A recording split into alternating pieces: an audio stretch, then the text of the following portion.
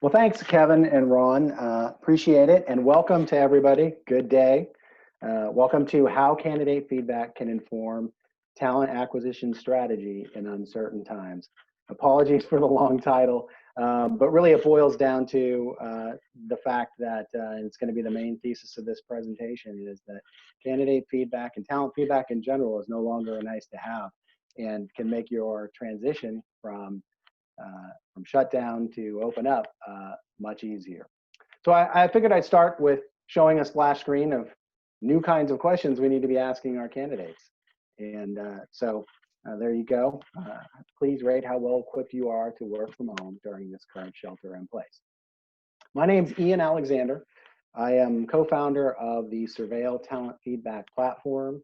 You may have heard of us through our relationship with the Talent Board. We have a great partnership with the Talent Board where we power their annual Candy Award research program and award program. They use our platform to both gather and analyze the results for that really great program. If you're not involved with it, I highly urge you to do so. I'm still going to do a little housekeeping at the outset here. I know you will definitely get a recording of this presentation after we're done, maybe a day or so afterwards. And I believe you'll get slides as well. So you can, if I gloss over anything or rush through anything you want to refer back, you should have those resources for you. So I want to talk about the agenda a little bit. I want to look at how talent pools have changed, how recruiting is changing. And we're going to talk a little bit about the downturn and the temporary nature of it. And of course, you know, we've done a lot in the last several weeks as people in the recruiting profession. And you know, what are we going to do going forward? And I've put together a list of questions that I think every talent acquisition team, every talent acquisition leader should know the answers to in order to navigate this situation. And we're going to talk a little bit about how to get those answers. And then finally, at the end, we're not going to have live questions, but I will certainly give you an email address to reach out to send in questions, and we can deal with them offline. Sound good? All right. So obviously, the elephant in the room, talent pools have changed, you know, and when you look at it, how could they not have? Right now, I think unemployment is around 15%. It's gone from 4% to 15% in a matter of weeks. It's projected to go as high as 20% when you count unemployed, reduced hours, furloughed workers, et cetera. Early on and at right now, it looks like more low-wage hourly workers are affected by the slowdown here and the pandemic response.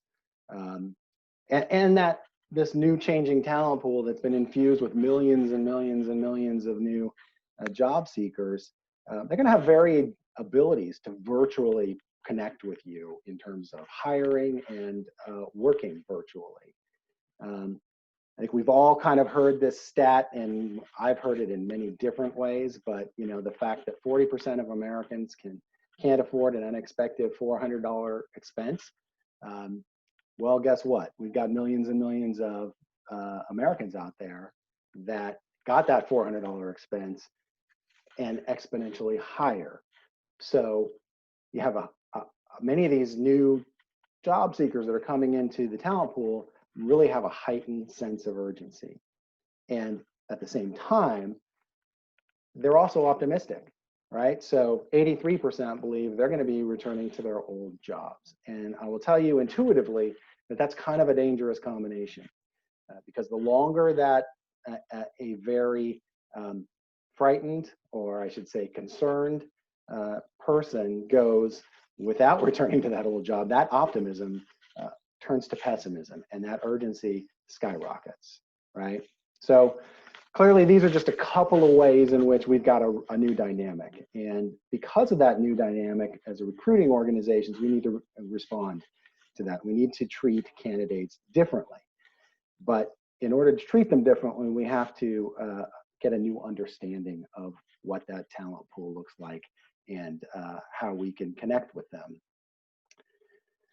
So at the same time, recruiting is changing. Everybody here is living this. A lot of changes happening in recruiting. I've tried to figure out exactly kind of who's hiring and who's not. And there's sketchy data around that. There's certainly data around that, but from the best I've been able to kind of intuit, and you may be screaming at me saying you're absolutely wrong, and you're probably right, is that 50% of organizations are either hiring, and that ranges from hiring normally to hiring aggressively if I'm in an impacted essential industry where demand is rising and I'm trying to keep up with that, all the way down to normal recruiting, down to I'm freezed in certain areas, but I'm hiring normally in other areas, in other job families.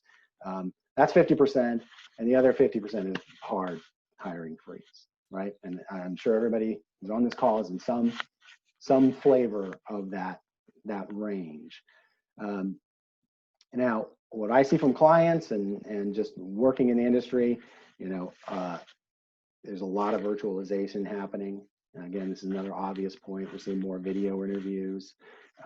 Obviously, a lot more recruiters are working remotely, and same with hiring managers.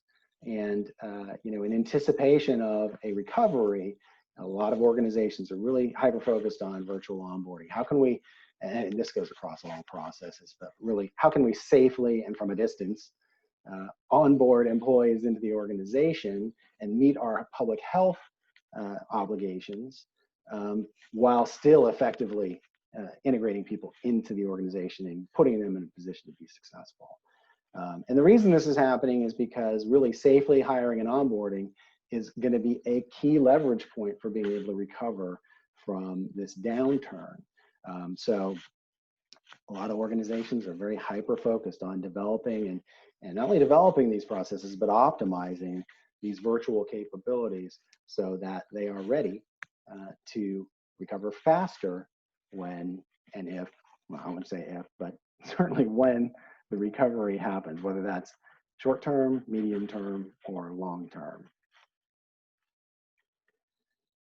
So not much is known about sort of this downturn and when it's going to turn around, but if you've been on this planet enough years, you know that it's temporary, right? So I'm not saying it's going to turn around quickly. I'm not saying it's not going to turn around quickly, but I am saying that it's going to turn around. And as you're looking towards making sure that the processes and the changes that you're putting in place are effective, there's a lot of questions that you need answers for.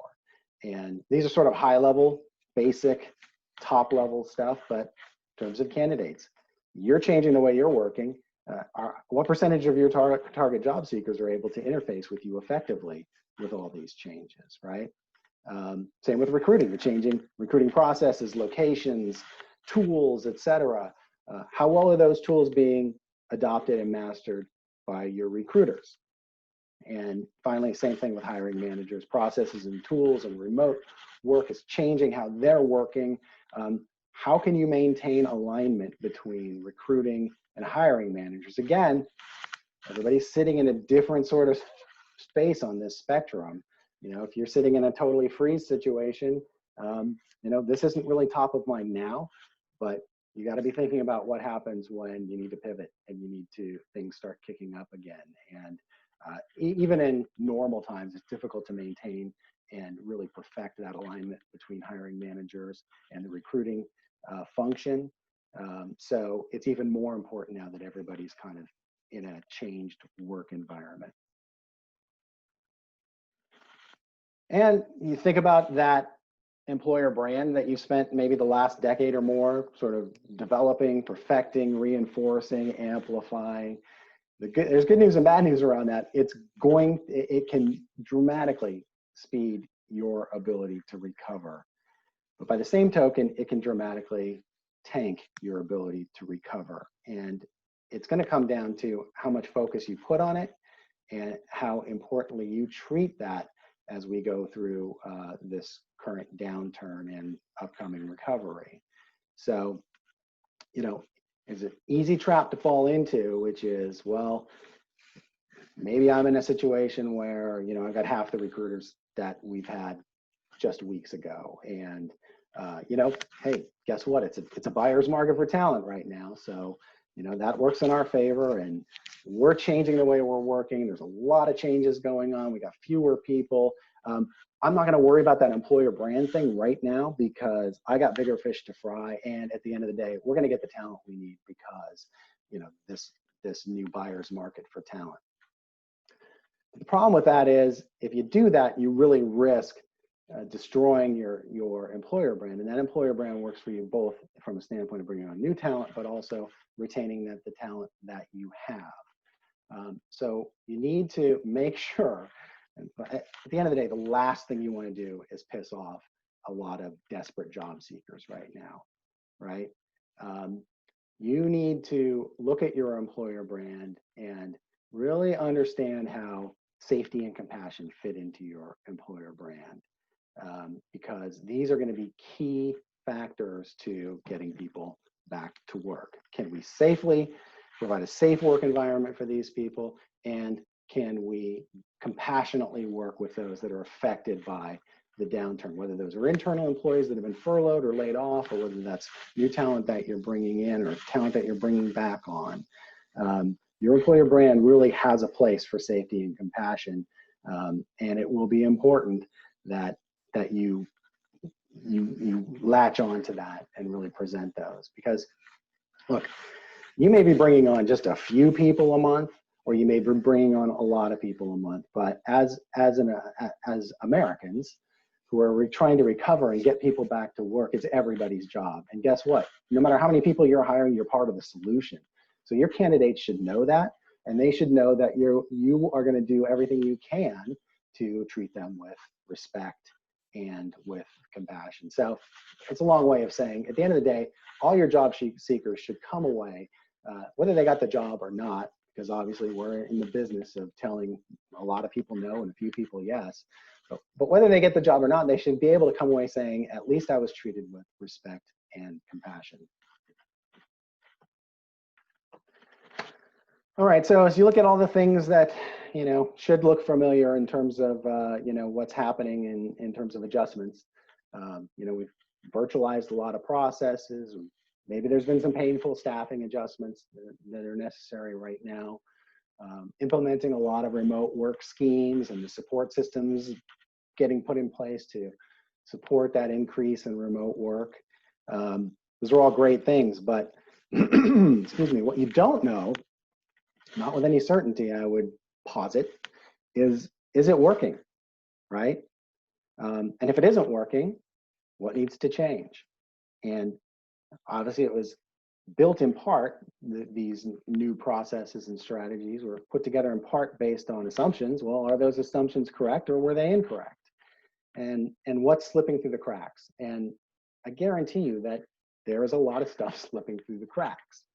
And it's important that you find out what's slipping through the cracks and optimize it, because, as I said before, the race is on to be not only able to handle a recovery, but to able to handle a recovery effectively and get people back to work effectively and get good people back to work in the right positions. So that's where we get to the questions. So I've assembled a group of questions here, and I've tried to kind of categorize them around sort of buckets that make sense. But given that formal talent feedback is crucial to speeding the recovery, these are things that I think every talent acquisition team should know. It's not an exhaustive list. It's really put up here to kind of spark your brain and your ideas. And I kind of have to say, disclaimer, Surveil makes no representations as to the legal or the practical appropriateness of these questions. Again, anytime you're adjacent to privacy or for certain health when you're gathering feedback from employees, you should have any questions vetted by your compliance and or legal teams to make sure they're right. But just to kind of give you a view here, you know, are you, in terms of availability, how available is your talent pool? Are you under any government restrictions related to reducing the spread of COVID-19? And if so, what are they? Have you recently returned from another country? The COVID-19 pandemic has affected my job search in the following ways.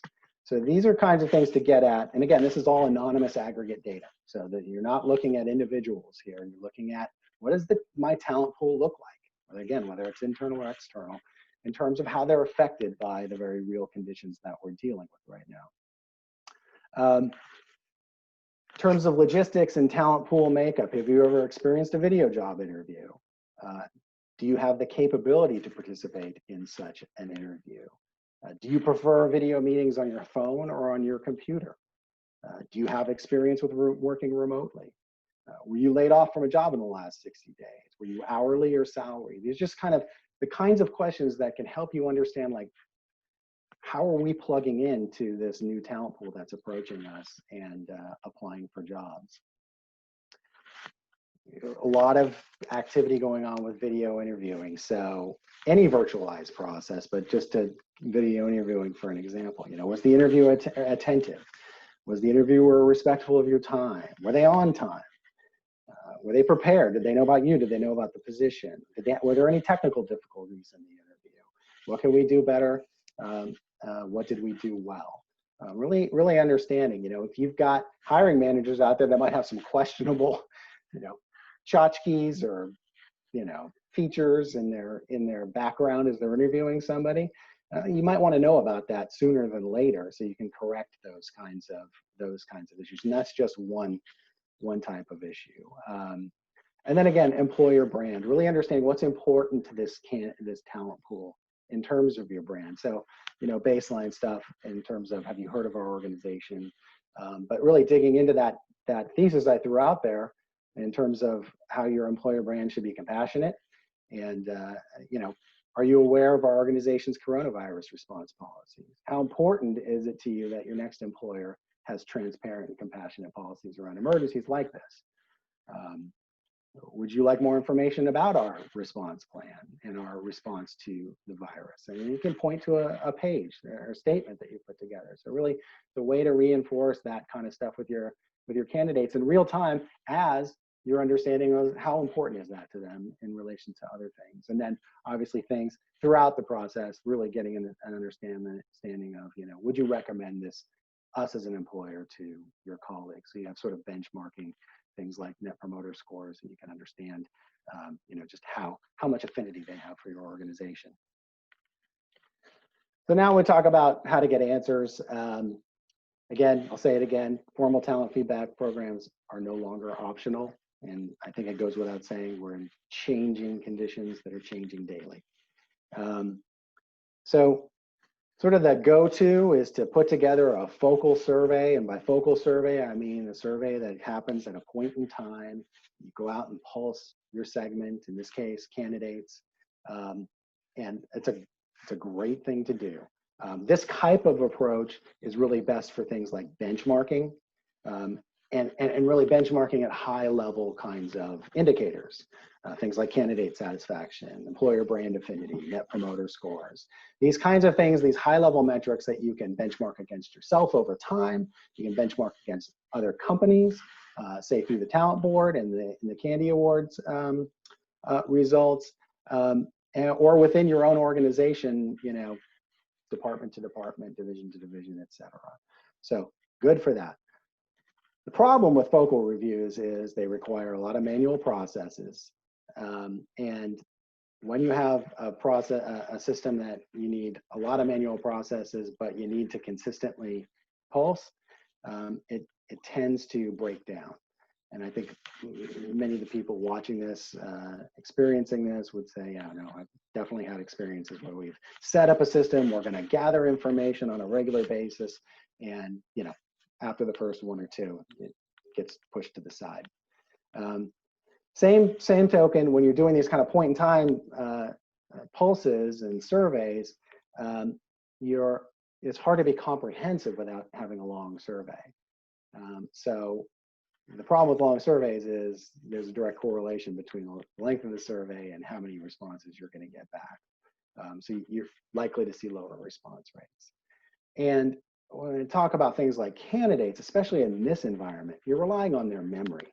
And Think about sending out a survey to all your candidates that have applied over the last 6 weeks to really understand kind of how's this changed. You know, you're going to get a survey with a lot of information, and you may be asking someone who's applied to a couple of hundred jobs in the last couple of weeks. You're going to ask them, you know, how difficult was it to upload your resume? Now think about that. I've applied to that many jobs, and who are you again? You want me to tell you how difficult it was to upload?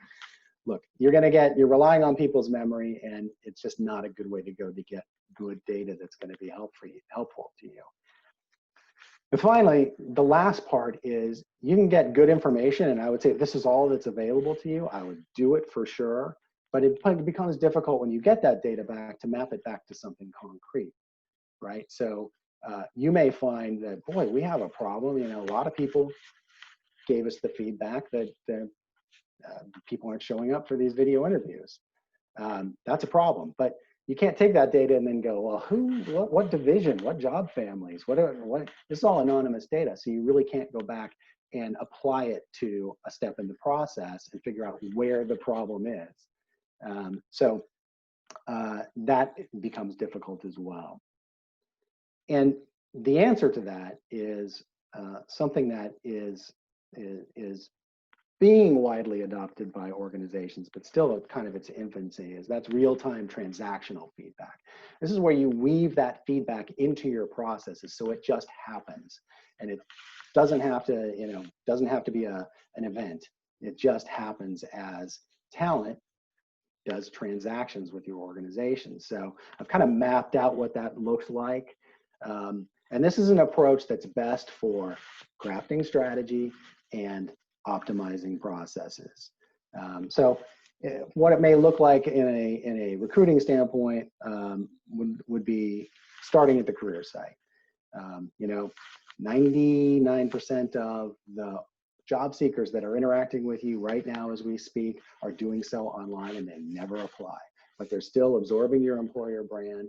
They're making assumptions about your company in terms of what jobs you have available and how you're presenting those jobs, and connecting with your company in a lot of different ways that you never know about. But that's most of the job seekers you're dealing with. So it's good to get feedback there, and that can be executed by simply putting a pop-up survey on the career site. So as that larger portion of your funnel is really interacting with you, you can get feedback from them. And that could be a general survey that just kind of pops up and asks, you know, 4 or 5 questions. Hey, you know, are you finding the jobs you're looking for? You know, have you heard of us before? You know, you can even get psychographic information. You know, what's most important to you? What are your intrinsic values?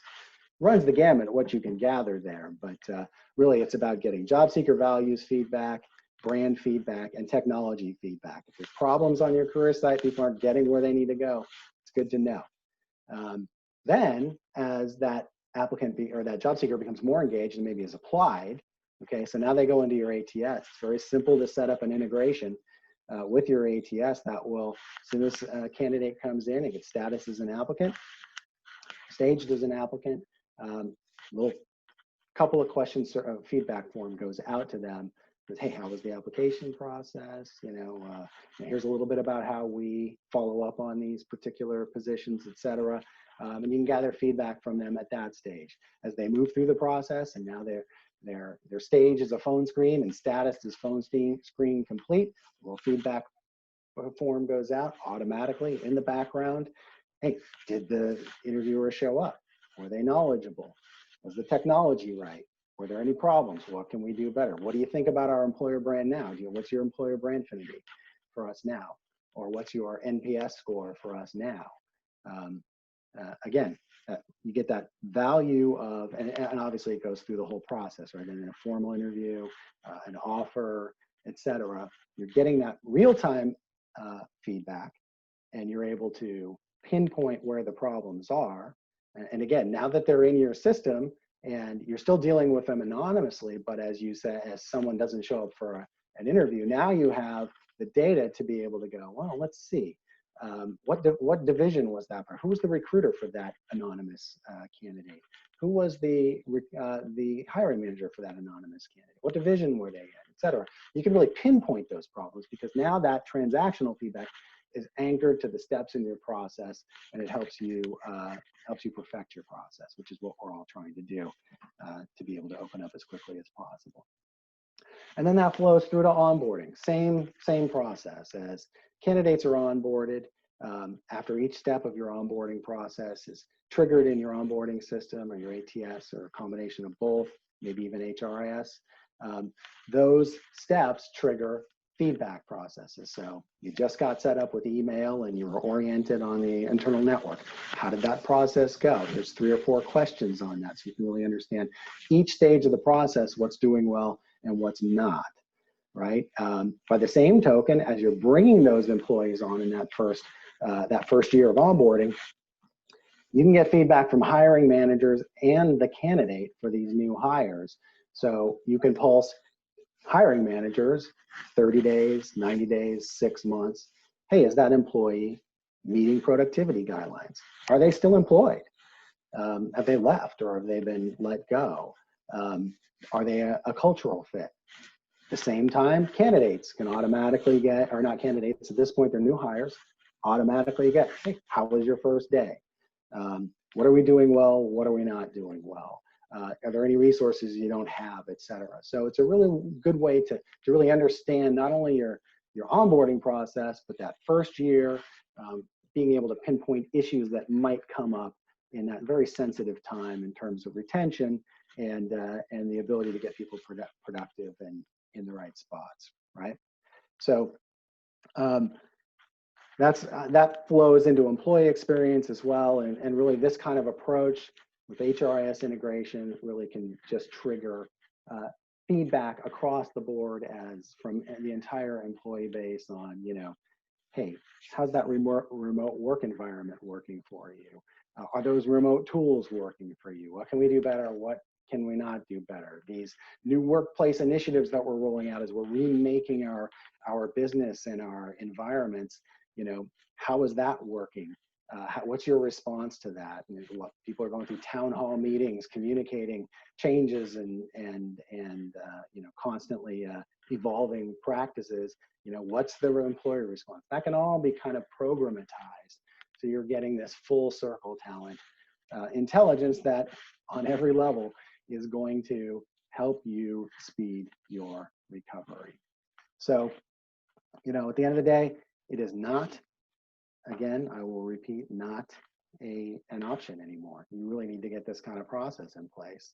And so as you're approaching, you know, your talent, both external candidates, pre-hire, and internal, you're not approaching it from a standpoint of assumptions and questions. You're approaching it from a standpoint of data and answers and feedback and suggestions, and you're able to navigate from a position of knowledge. So, you know, at the end of the day, this kind of real-time feedback approach it provides instant insights into your changing business. And obviously, things are not just changing today or yesterday, they're gonna continue to evolve. We're reinventing things on a week in, week out basis, navigating these very uncertain times.